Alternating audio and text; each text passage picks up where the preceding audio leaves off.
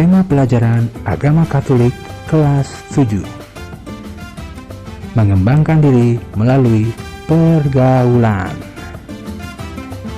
Shalom Pakaters Junior, salam sejahtera untuk PJ semuanya. Selamat datang di Ruang Pakat, ruang pendidikan agama Katolik. Oke geng, sebelum kita mulai, kita doa dulu yuk. Om pandu doa kita kali ini dengan mendaraskan Mazmur. Kalian ikut sama-sama ya. Doa diambil dari Mazmur 15 ayat 1-5.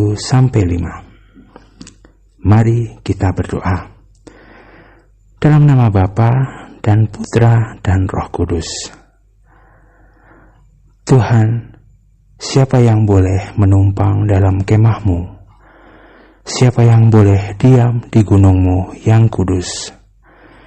Yaitu dia yang berlaku tidak bercela, yang melakukan apa yang adil, dan yang mengatakan kebenaran dengan segenap hatinya, yang tidak menyebarkan fitnah dengan lidahnya, yang tidak berbuat jahat terhadapannya, dan yang tidak menimpakan cela kepada tetangganya, yang memandang hina orang yang tersingkir, tetapi memuliakan orang yang takut akan Tuhan, yang berpegang pada sumpah walaupun rugi, yang tidak meminjamkan uangnya dengan makan riba, dan tidak menerima suap melawan orang yang tak bersalah.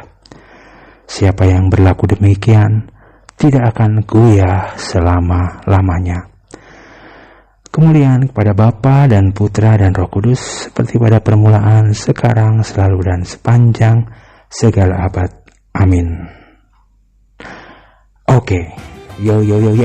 Apa kabar semua? Semoga sehat dan senantiasa sukacita dalam Kristus ya gengs. Teman-teman, di video kita kali ini kita mau sharing tentang makna berteman. Kalian pasti punya banyak teman ya, teman di rumah, tempat les, mungkin teman di sekolah, atau bahkan teman-teman di dunia maya, di medsos, ya di IG, Facebook, atau di arena game online. Seru deh, temennya banyak. Kita sebagai makhluk sosial tentu harus punya teman.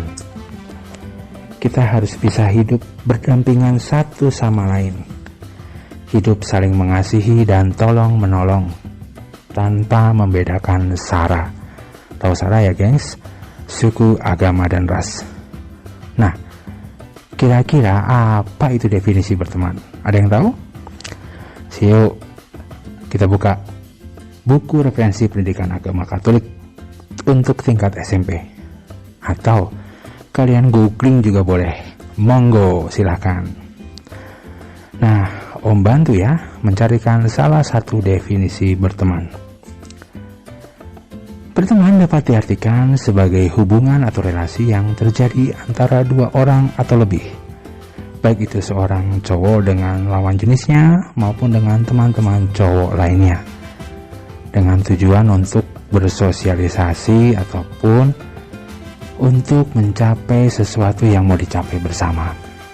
Nah, kita sudah punya temen nih, asik kan? Seru kan? Sekarang, apa ciri-ciri pertemanan yang baik?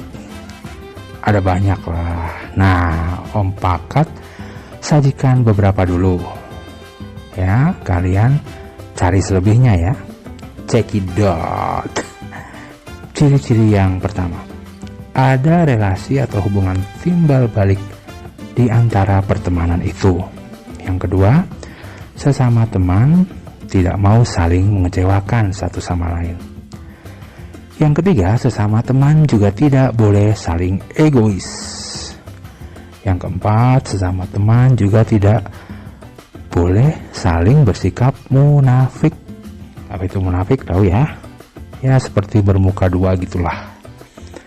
Nah, sekarang kalian tambahkan ya. Sisanya, cari ciri-ciri apa ya untuk pertemanan yang baik. Sebagai anak Katolik, Apa yang kitab suci katakan tentang ciri-ciri pertemanan yang baik? Nah, sekarang yuk kita dengarkan dulu apa kata Rasul Paulus dalam suratnya kepada jemaat di Filipi tentang membina hubungan yang baik sebagai orang beriman.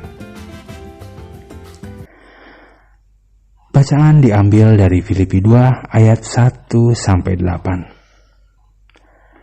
Jadi, karena dalam Kristus ada nasihat, ada penghiburan kasih, ada persekutuan roh, ada kasih mesra dan belas kasihan.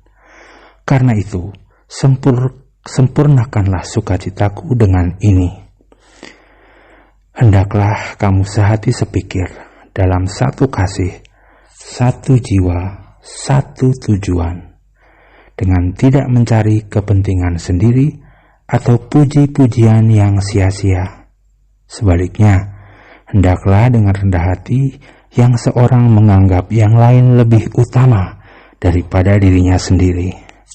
Dan janganlah tiap-tiap orang hanya memperhatikan kepentingannya sendiri, tetapi kepentingan orang lain juga. Hendaklah kamu dalam hidupmu bersama menaruh pikiran dan perasaan yang terdapat juga dalam Kristus Yesus, yang walaupun dalam rupa Allah, tidak menganggap kesetaraan dengan Allah itu sebagai milik yang harus dipertahankan, melainkan telah mengosongkan dirinya sendiri dan mengambil rupa seorang hamba dan menjadi sama dengan manusia. Dan dalam keadaan sebagai manusia, ia telah merendahkan dirinya dan taat sampai mati, bahkan sampai mati di kayu salib. Demikianlah sabda Tuhan. Syukur kepada Allah. Oke, sip ya. Jelas ya. Kata Rasul Paulus di atas jelas banget bagaimana anak-anak yang beriman seharusnya bersikap dalam berteman. Sekarang Om Pakat mau juga dengar dong kisah pertemanan kalian. Kalian bisa sharing tentang misalnya pengalaman punya teman yang baik banget, atau sebaliknya punya teman yang jahil, nakal banget. Setelah itu, menurut kalian apa yang bisa kalian ambil hikmahnya? Punya teman yang positif atau juga yang negatif untuk perkembangan kepribadianmu yang lebih baik? Oke, silakan ambil waktu, renungkan sebentar, lalu kalian bisa sharing dengan papa, mama, dengan guru, atau dengan teman-teman dekat kalian. Kalau teman sharingnya jauh, bisa via chatting mungkin, atau via telepon. Oke, selamat sharing PJ. Capcus.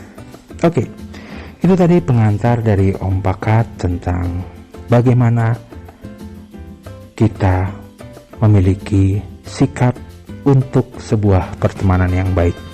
Nah, menutup jumpa kita kali ini, Om Pakat mau mengajak kita jangan lupa untuk berdoa lagi. Ya, kita tutup pertemuan kali ini dengan doa. Yuk kita berdoa bersama-sama. Marilah kita berdoa. Dalam nama Bapa dan Putra dan Roh Kudus. Amin. Allah Bapa yang penuh kasih, kami bersyukur kepadamu atas semua teman yang telah Engkau anugerahkan kepada kami. Hadirlah dalam kegiatan belajar kami hari ini, dan bukalah hati serta pikiran kami. Buatlah kami dapat mengusahakan sikap dan tindakan yang baik dalam pertemanan kami. Demi Kristus Tuhan kami. Amin. Dalam nama Bapa dan Putra dan Roh Kudus. Amin. Oke gengs, see you again. Sampai jumpa lagi. Jangan lupa keep the faith and stay strong in the Lord Jesus. Amen. Haleluya. Puji Tuhan. Sampai jumpa, Bray.